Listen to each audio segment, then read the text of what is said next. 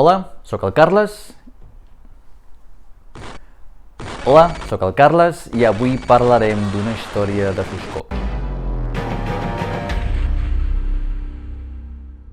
La història d'avui ens trasllada a l'any 1892, quan l'empresari Agustí Atzeries va fer un pacte amb el diable.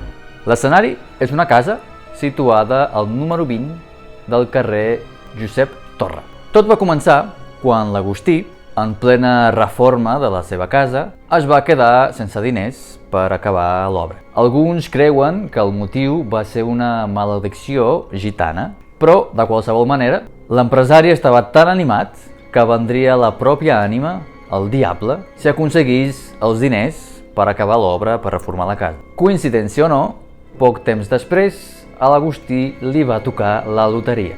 I diuen que no tan sols va vendre l'ànima al diable, sinó que va dedicar la seva casa com a agraïment. Va ser llavors quan el propietari va demanar a l'arquitecte de reforma, en Joan Baptista Pons i Trabal, que inclogués, entre altres coses, diverses referències al diable a la façana de la casa. El que no sorprèn és que altres obres d'aquest arquitecte no tinguin aquest estil eclèctic, per dir-ho així, que es va emprar a casa de l'Agustí.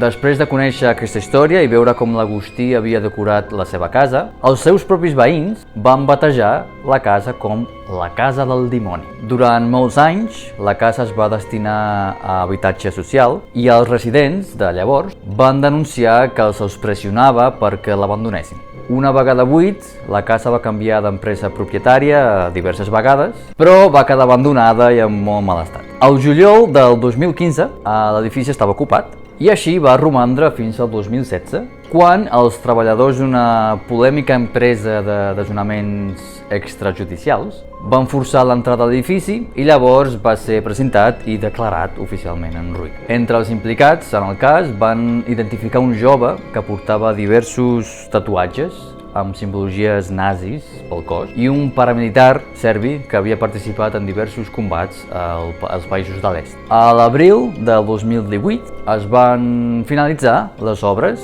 per reformar l'edifici i ara es destina a pisos de luxe. Un d'ells té piscina i està estimat en un valor de 2 milions d'euros.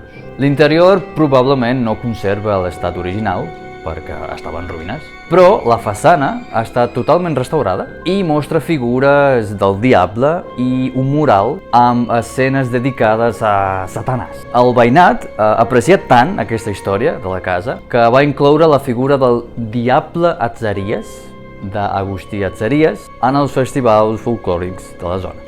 Per descomptat, no tota la informació d'aquest vídeo està contrastada, però el cas és que la casa és allà, al barri de Gràcia, e es pot veure. Essa história a gente achou que era no mínimo curiosa, mas o que vocês acham? Deixe um comentário aqui falando a sua opinião. Siga a gente no Instagram, siga a gente no Telegram também, se inscreva no canal e a gente acaba por aqui. Gràcies per veure aquest vídeo i ens veiem en el pròxim.